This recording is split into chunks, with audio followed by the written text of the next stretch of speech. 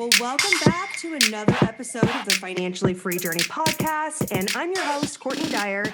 And as you guys know, this podcast aims to dispel the seemingly complex topic of personal finances and money management, debt, savings, investing, and all things small business. And today I am bringing on a very special guest, Jen Schneider. And Jen has really dedicated herself to helping women live intentionally. And we talk about that a lot on this show. But Jen really has a passion around helping women learn how to trust their voice and really gain confidence in themselves without letting others really dictate how they should look and feel.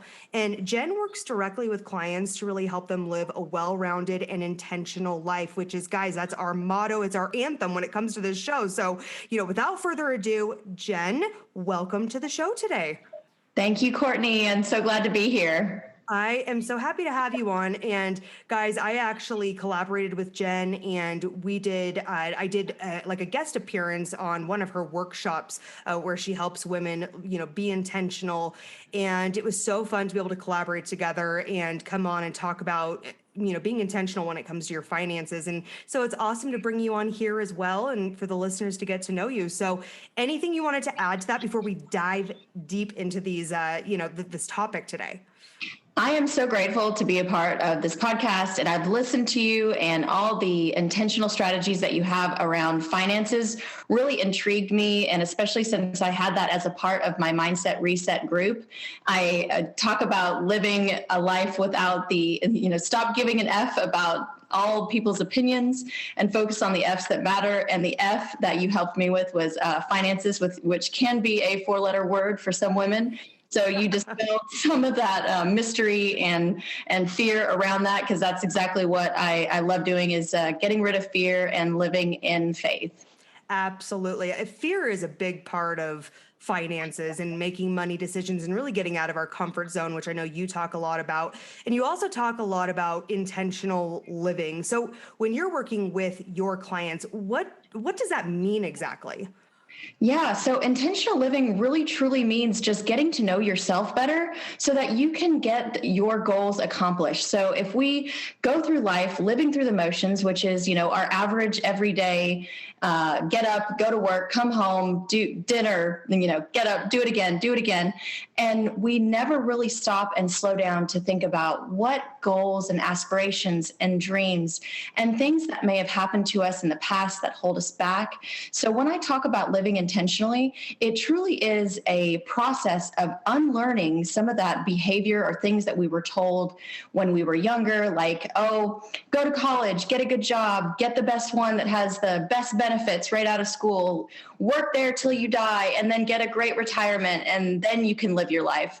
So I really want to reverse that and say, let's be content and live in the moment now, enjoying the process, finding new ways to express ourselves with fun, fashion, fitness, our friends and family, all those F's that really bring about a joyful experience in life. Well, I really want to reiterate that, because a lot of us really are taught to, again, it's, what does the K through 12 system teaches us? It teaches us to become really good employees, right? Which is great if you have a passion around, your career path. But a lot of us you don't graduate high school with an intention on your degree and what career that's going to lead you to. So you just kind of end up, falling into something that maybe you don't necessarily have passion around. But then it's so easy to get stuck in this comfort zone, right? And then you don't live intentionally. You live within your comfort zone, because again, it's like, well, I make a great paycheck, I have great benefits, which there's nothing wrong with that. But if you feel like you're missing that piece of intention where you have passion and drive in what you're doing in your life, I think that's where, there's that missing piece that you and I are talking about today. Absolutely. 100%. So, okay, let's tie this to the finances. So we just talked about living intentionally, really going after passion and having things in your life that you're excited about. How does living intentionally really help someone when it comes to achieving their money goals?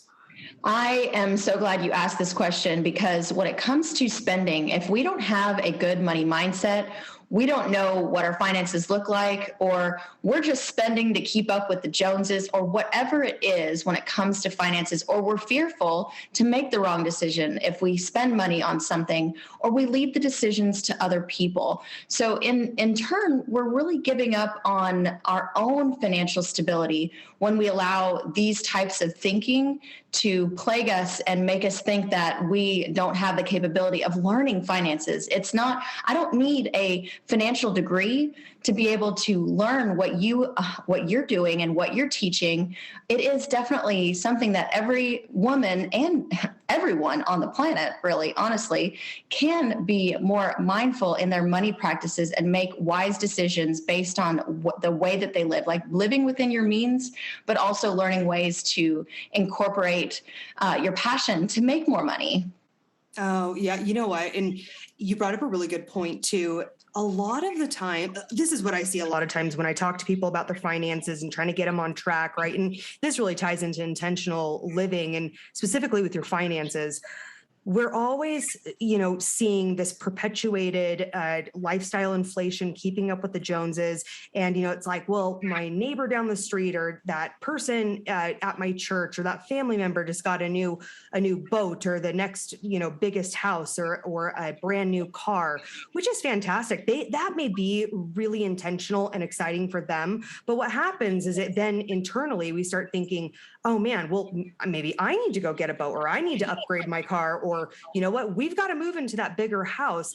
But I always like to say, if no one could see you right now and no one could see how you're spending your money, would you make this decision? Because I think that really plays into, are you making that financial decision intentionally to support your internal happiness, or is it dictated by another person's narrative and what makes them happy? Absolutely. I agree. And when it talks about like comparing yourself to others is a rat race, right? We're consistently, right?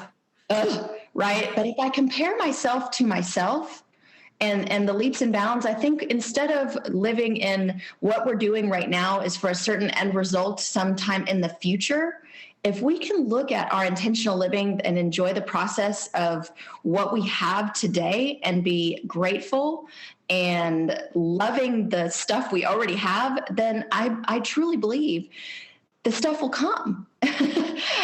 It really does. Managing inventory with spreadsheets just doesn't cut it anymore. You spend too much time doing the manual tasks of tracking down inventory, fixing errors, and just wondering where all of your items are located, all of which slows down the fulfillment process and takes away from focusing on your business and what you love. Now, SkuVault solves the most difficult challenges in omni-channel and e-commerce fulfillment. They manage and track inventory at scale. Financially Free Journey listeners are actually eligible for free onboarding training through the end of 2021 when you sign up for a free demo with one of the e-commerce experts. Now, SkuVault helps solve critical needs like all the integrations, first of all, marketplaces and features you need for faster e-commerce fulfillment. It eliminates stockouts and oversells with industry best quality control and reporting. And there's affordable plans for businesses of all sizes, from startups to large enterprises. Now, as someone who has personally built several e-commerce stores from the ground up, I can say that SkuVault would have saved me a lot of time and stress if I had known about it from the get-go. When I started my first e-commerce store, I didn't realize the amount of time that I would be taking by tracking inventory and barcode scanning and serial numbers and accounting, and how much it would actually monopolize my time.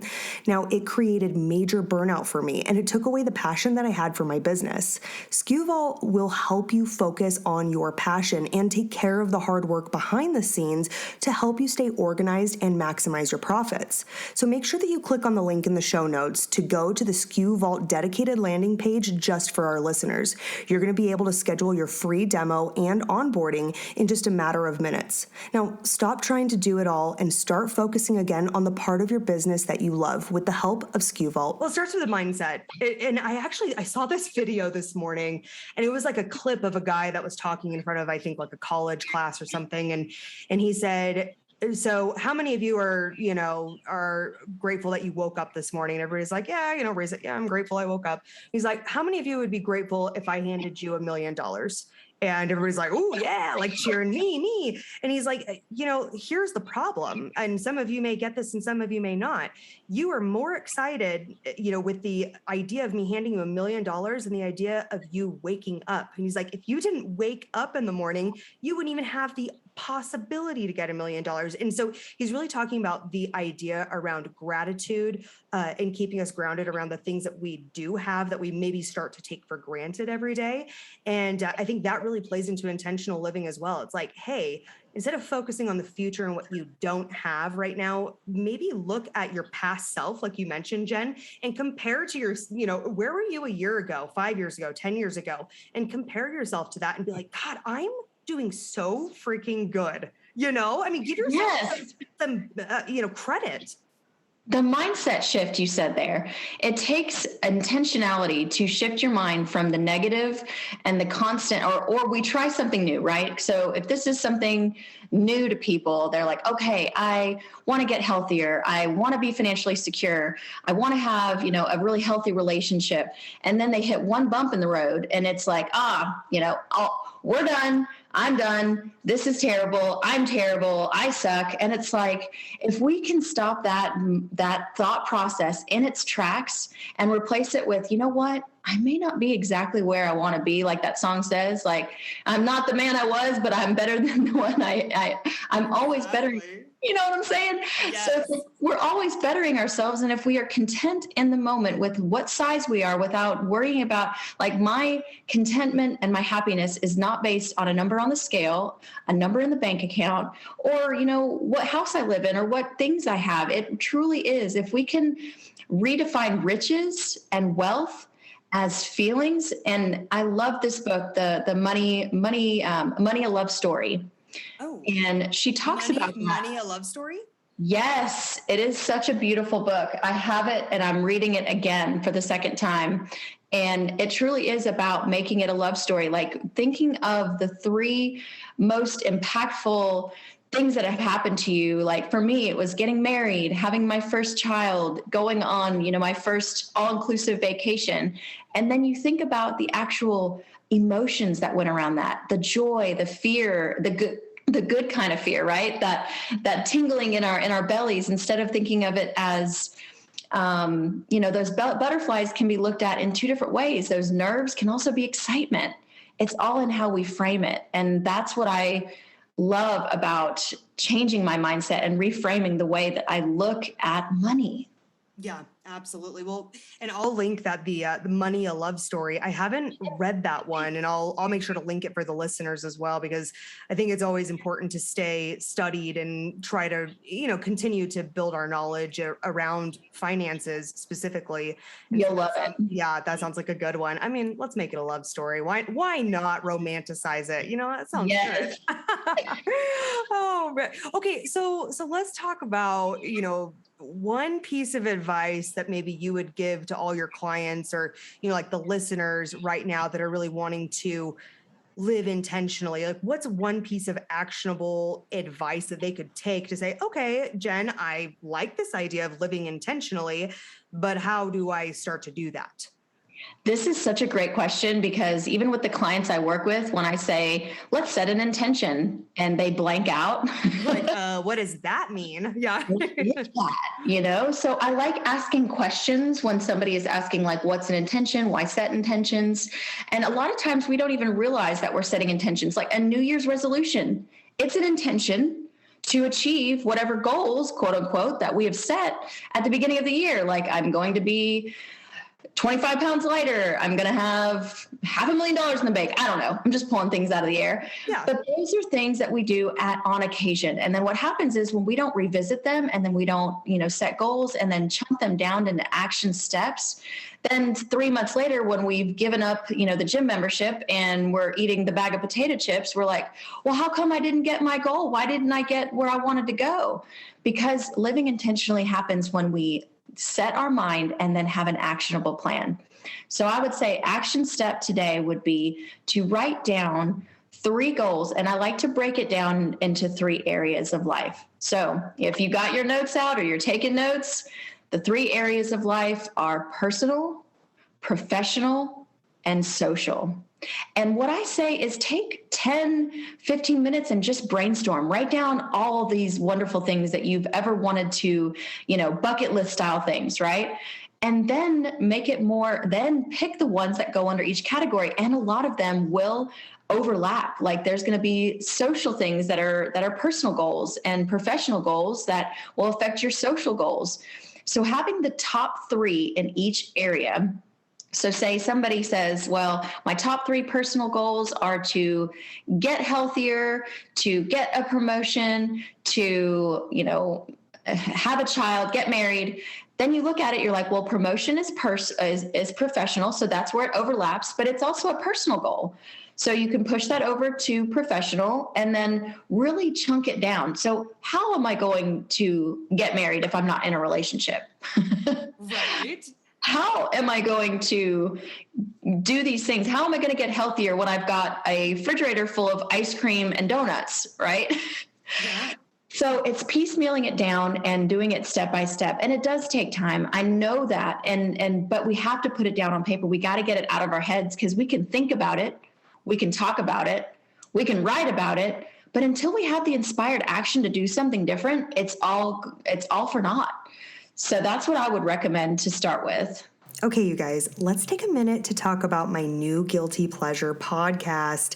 It's called Raw Truths, Stories of Female Infidelity. And guys, it's a no judgment podcast. Women share their stories of why they were unfaithful anonymously, and then it's read by the host, Rebecca Adams. Rebecca actually shares her own experience involving infidelity, as well as the emotions and the circumstances that led up to it. And Rebecca encourages listeners to really learn more about why women have chosen to be unfaithful in their marriage or relationships, as well as to hear what women say led them down the road of infidelity.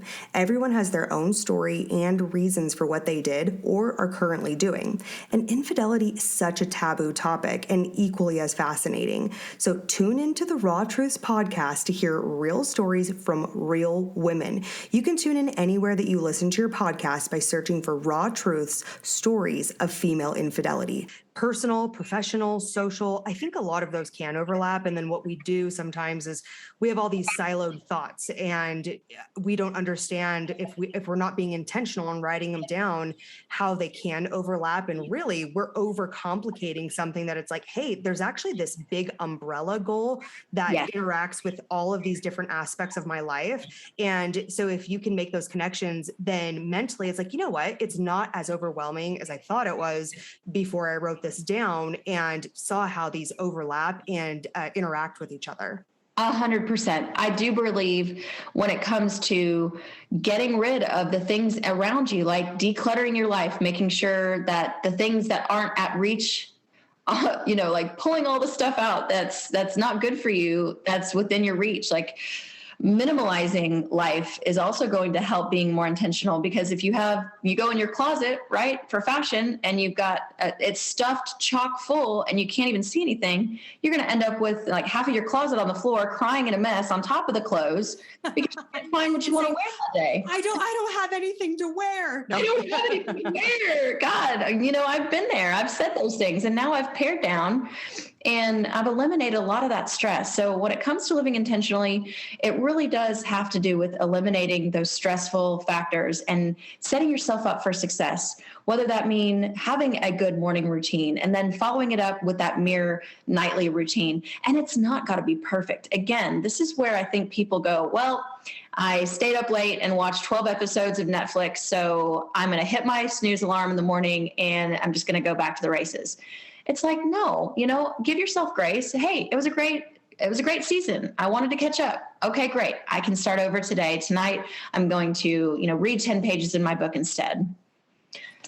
So that way it's not a continual process of just going down the rabbit hole of bad habits. 10 new episodes. That was a that was a personal goal that you met, right? Like staying up on pop culture. I don't know. You got to catch up on Love Island or whatever your show is. I mean, I just watched what was it? The Love is Blind, something at the altar, because, oh my gosh, me and my husband watched it when it came out. And so, we had to watch the 2 years at the altar, and they literally stretched out what could have been one episode into like 4 hours. I'm like, what did I just do with my life right now? But you know what? You strengthen strengthened your relationship with your husband, and that was a personal goal. Okay, Jen, everything has a purpose. I love it. And reframing like you just did for me, even though I kind of said, wow, I just wasted 40 hours of my life. I really didn't, because you just said, I strengthened the relationship with my husband. We had fun watching this, kind of, what do you call it, guilty pleasure TV, and we enjoyed ourselves. Exactly. Okay.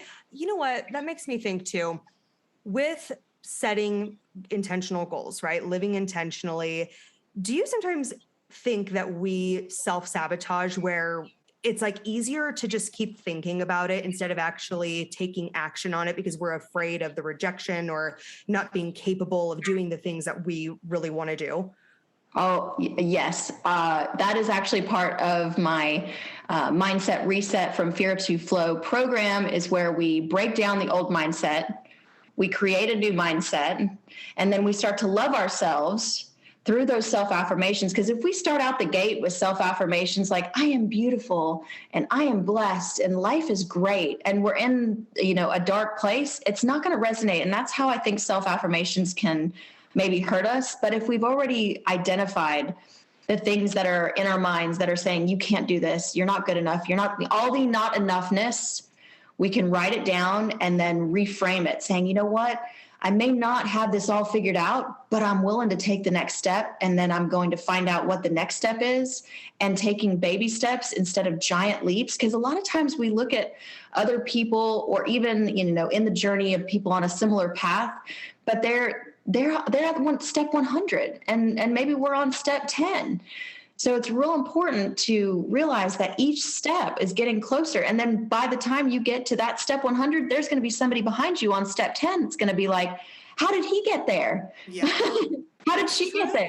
It's true. I mean, you don't know these people that you admire or you aspire to be like. You don't know how long they've been on this journey. You don't know all of the struggles that they're dealing with. And maybe in the aspect of their life that you are idolizing them, they have another aspect of their life that they feel like is not where they want it to be. So I think it's so important to think about it in that way, that, they may look a certain way to you, but everybody's on this journey of self-growth and development. And, you may be somewhere way ahead, like you said, than someone else. And they're feeling like that about you. So it's so important to not continue to compare ourselves to others, because I think that, again, really plays into that self-sabotage. Like, I'm not good enough.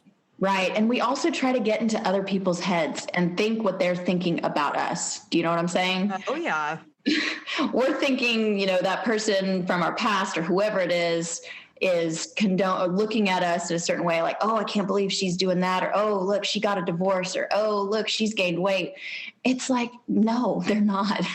Really, they don't care what you're doing. They're so focused on themselves. Everybody's thinking about themselves. Let's get real. And so, I talk about that a lot with making money decisions, because it's like, okay, you decided to buy this brand new car that as soon as you drive it off the lot, it's, losing, 20, 30, 40% value the second you drive it out. And no one cares, like literally no one cares what car you're driving besides you. And so are you doing it because it truly makes you happy, or are you doing it because you're afraid of what other people think about the choices that you're making? And so I think that ties in nicely to making financial decisions and living intentionally, when we make these money decisions. So I totally agree. I wanted to, if there's one piece of advice that the listeners could take away today, and it's like the only thing they could remember about Jen Schneider, what do you want them to remember about you, and with some actionable advice? So I always talk about like the inner critic and the inner hype girl. Let's find a way to turn down the inner critic and turn up the inner hype girl, because we have them both in us. Just like we both know, pain and joy. We can't have pain without joy. So we can't have an inner critic without an inner hype girl. And it takes time to really hone in on it and turn up that volume. But it really is about saying, I am enough. My existence is enough. I am meant for this. I can do it. I will find a way. And then the resources become available. When we ask for help, resources become available.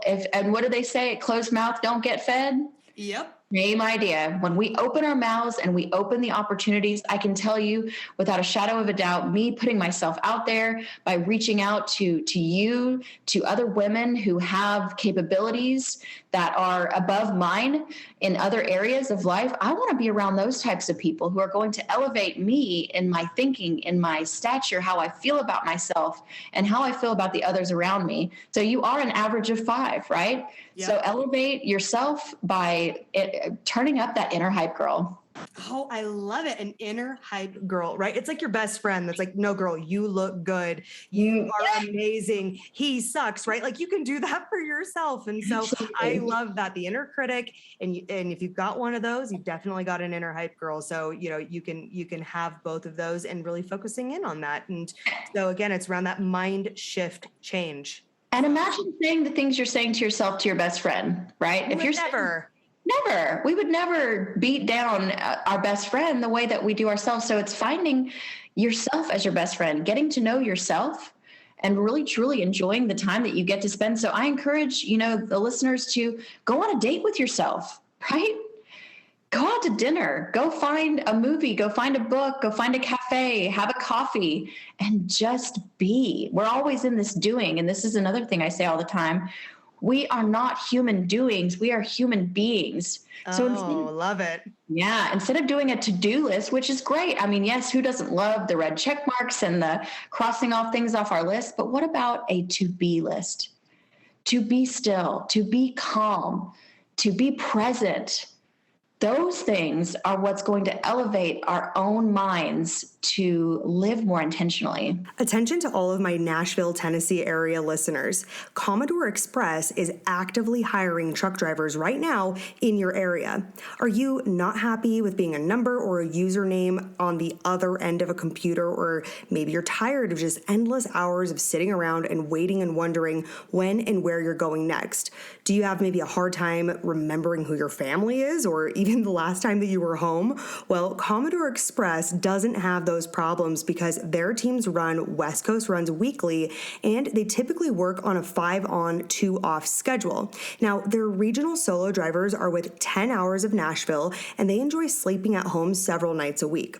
Commodore Express also offers a full benefits package and above average pay for the industry. So get a grip on your financial future by securing a job that offers great pay, great benefits, consistent miles, and consistent paychecks. All you need to do is visit them online at www.commodoreexpress.net to learn more about them and to request an online application, or you can actually simply call Robert at 615-287-5140. That's 615-287-5140 and get started today. First of all, I felt a little attacked because I have my to-do list right in front of me.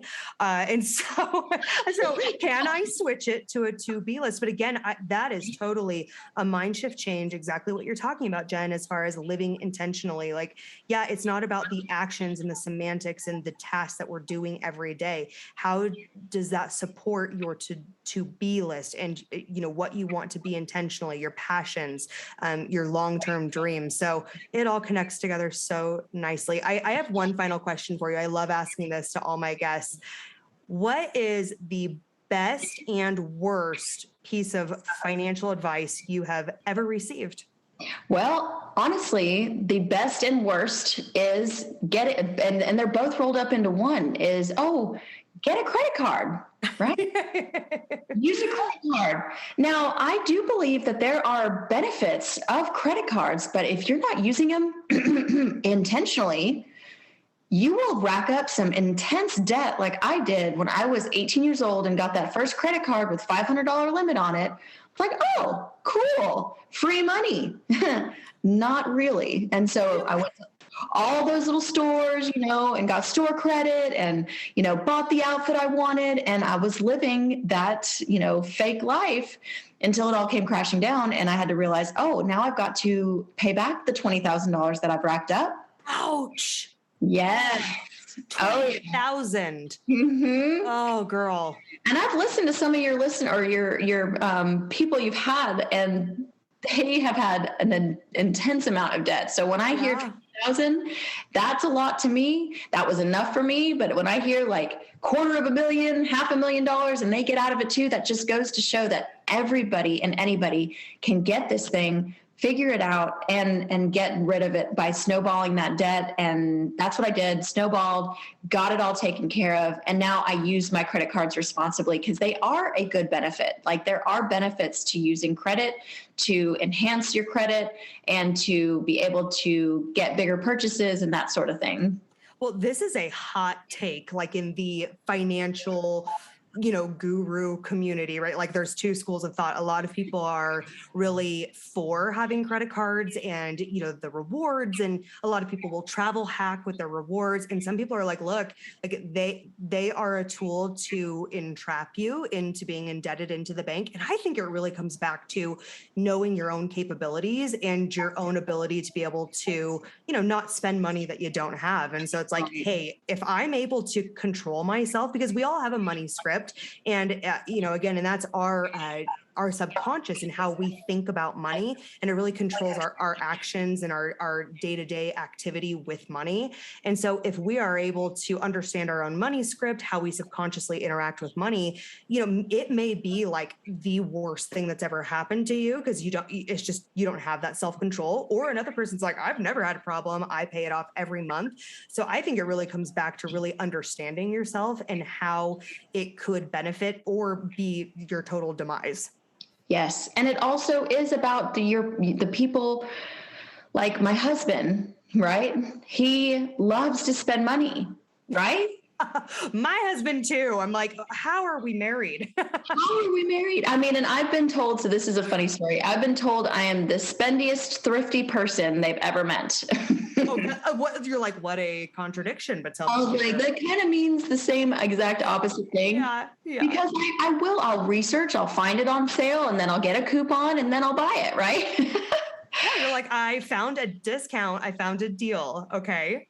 Mm-hmm. And my husband will buy things that I know that I can buy like at a super discount, and he'll buy it at full price. And I'm like, oh, thank you, honey. I love it. You're already researching the return policy. You're like, how can I return it and rebuy it with the discount? I mean, it is just insane and interesting how the two different people play off each other when it comes to spending money, saving money. And really, honestly, like, the best piece of advice is to have a money conversation with the person in your life. Oh, you have to. Yes. Making sure we're on the same page, that there is a budget, because budgets are important. They're not set in stone. We can move the money around a little bit, but making sure we know like what our means are and making sure everything is met and that all needs are met. And then, saving money too. That's got to be the best thing. And, when it comes to the worst, really, honestly, I have only made a few like terrible decisions, and that was really the bad debt. And I can't say anybody's really told me to do anything or buy anything that I didn't do the research on and really make a wise decision based on the facts. Well, it's like the worst advice that you got was the lack of advice and knowledge around, debt and how credit cards work. And I think that's just a majority. I know. I mean, statistically, there's a lot of studies that back this up, that the majority of the consumer debt within our country is really based off of a lack of knowledge. I mean, when you look at the educational standards across our country, it's only mandated in 21 states for there to be any type of financial education in the K through 12 system, let alone like a standard of what that education even is. So it really falls back on our home and like if your parents are willing to talk to you about it. But we all know, I mean, money, sex, and politics are like off the table for a lot of people, right? It's like bad juju. You don't talk about it. And so, we kind of have to go out there and make these mistakes. And really one of the main reasons why I've started this podcast, because I don't want people to do that. I mean, I've done it too. And it's hard to dig yourself out and it can be defeating. Yes. And I watched my mom to, swipe the credit card, or what I saw, without having the conversation, that she got, herself in debt and got herself out over and over again. Like when you're a single mom and you have a child and you want to make sure that your child's needs are met, she did whatever she had to do to get, my needs met, and then worked her way out of it every single time. Like, clothes came around, you'd have to buy clothes, you'd put it on a credit card and then piecemeal it and pay it off. Yeah. So I love the fact, though, that there are ways to be able to save money in the moment so that we're not on that perpetual wheel of, putting it on a credit card and then paying it off. I know that if it can be done monthly, it makes a lot more sense. There's none of that. What are they called? Finance charges, right? Yeah. The interest, that stuff adds up pretty quick. So if you pay it off every month instead of piecemealing it, then those rewards may make sense. But honestly, it really is about figuring out what you have, how you want to spend it, and how you want to save it. Absolutely. Couldn't have been said any better, Jen. Where can the listeners find you if they want to, learn more about you, or if they have any questions to ask you about living intentionally? Absolutely. So I love Instagram, and I do hang out on Facebook. You can find me on Instagram at the Jen Schneider. And I also have a Facebook group, Mindset Reset Intentional Life Strategies, where I go live on Thursdays for a luncheon live, 30 minutes with different topics. And this week we are going to be talking about self-image. We talk about self-awareness and fear and faith and all the things to make sure that we are on the best track to finding who we really are and how to get there. Go join her on Thursday for her live. I mean, that's a great way to be able to ask questions if you really have questions now, and, get some more understanding about how to live intentionally. And really, it ties so nicely into your finances and being able to make smart money decisions. And so, Jen, I just want to say thank you so much for coming on the show today. I am so excited to be able to collaborate again. We are just having fun. You are amazing, and I'm truly excited to work with you even further. Oh, it's been great, guys. You know where to find me. It's at Financially Free Journey on TikTok, Instagram, all the socials. I love posting videos, daily tips, and motivation to help you on your financially free journey. Until next time.